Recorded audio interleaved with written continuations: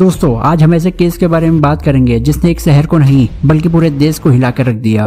Singapore, साल 2004। एक 8 साल की मासूम बच्ची जो एक दिन मिसिंग हो जाती है। पुलिस को उसके सुराग नहीं मिलते। 1-2 दिन तक नहीं बल्कि पूरे 20 दिन तक उसे ढूंढा जाता है हर जगह, लेकिन उसके बाद भी उस बच्ची की कोई खबर नहीं मिली। उसके ढूंढने के मिशन में सिंगापुर की पुलिस, सरकार, बड़ी बड़ी कंपनी और आम लोग भी सब मिलकर ढूंढ रहे थे।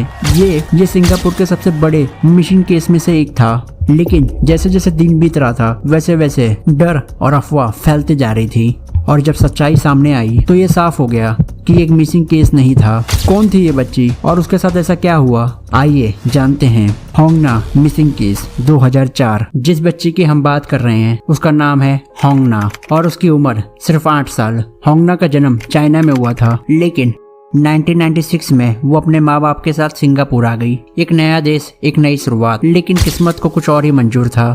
सिंगापुर आने के बाद उसके माँ बाप का डिवोर्स हो गया। होंग ना अपनी माँ के साथ रहने लगी और उसकी माँ ने दोबारा शादी की एक लोकल बिजनेसमैन के साथ। जिंदगी धीरे धीरे आगे बढ़ रही थी। होंग ना की माँ पैसा कमाने के लिए एक होलसेल मार्केट में काम करने लगी, और वहीं होंग ना एक आदमी से मिलती है जिसका नाम टुक लैंग है। वो उसी होलसेल मार्केट में पैकेजिंग का काम करता था। जब भी उसको काम से थोड़ा टाइम मिलता तो होंग ना के साथ खेलता। ये हो गई बेसिक डिटेल्स। अब आते हैं हम केस पर। जैसे जैसे दिन बीत रहे थे होंग ना की कोई खबर नहीं मिल रही थी। सुबह 7 बजे से लेके रात के 12 बजे तक पुलिस और लोकल पब्लिक भी मिलकर उसे ढूंढ रहे थे। अब ये सिर्फ एक मिसिंग केस नहीं था, पूरे सिंगापुर के लिए एक इमोशनल नाइटमेयर बन गया था। होंग ना की मिसिंग केस की डिटेल न्यूज़पेपर और टीवी पे भी आने लगी। लोग डर चुके थे। माँ बाप ने अपने बच्चों को बाहर घूमने से भी मना कर दिया। हर किसी के मन में सिर्फ एक ही सवाल, आखिर उस बच्ची के साथ क्या हुआ। लोगों ने खुद के लोकल ग्रुप बनाए और हर जगह पर उसे ढूंढने लगे। हर गली, हर मार्केट, हर जगह। ये केस सिंगापुर में इतना फैल चुका था कि सिंगापुर की एक बड़ी कंपनी ने $10,000 का इनाम रखा। जो भी इस केस को सॉल्व करने में मदद करेगा उसे वो इनाम मिलेगा।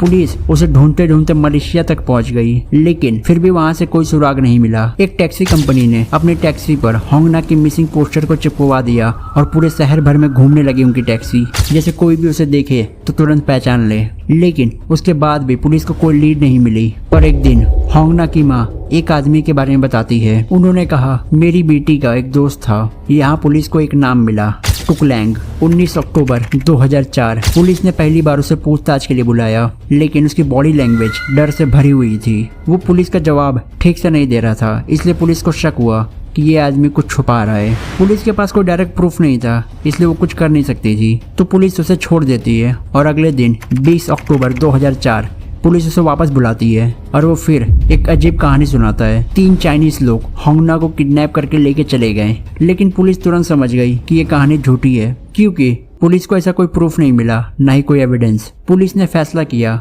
जब टुक लैंग को लाइट डिटेक्टर टेस्ट के बारे में बताया गया तो वो पूरी तरह से घबरा गया। उसकी आंख में साफ साफ डर दिख रहा था। जब पुलिस उसे कोर्ट लेकर जा रही थी तो उसने बोला, मुझे रास्ते में खाना खाने के लिए रुकना है, और मौका मिलते ही एक कमरे की खिड़की से कूदकर निकल गया। टुक लैंग ने चालाकी दिखाई, लेकिन पुलिस को पता चल चुका था कि हाँ, यही है जिसने कुछ ना कुछ तो किया है, और यही है जो बता सकता है होंग ना के साथ क्या हुआ है। टुक लैंग की तस्वीर हर जगह, हर गली, हर न्यूज़पेपर में छप गई। पुलिस की 20 टीम 10 दिन से लगातार उसे पूरे देश में ढूंढ रही थी। पुलिस की छानबीन मलेशिया तक पहुंच चुकी थी। टुक लैंग को लगा अब वो और नहीं भाग सकता, इसलिए उसने खुद ही सरेंडर कर दिया। अब पुलिस और पूरी दुनिया उसके मुंह से सच सुनने वाली थी।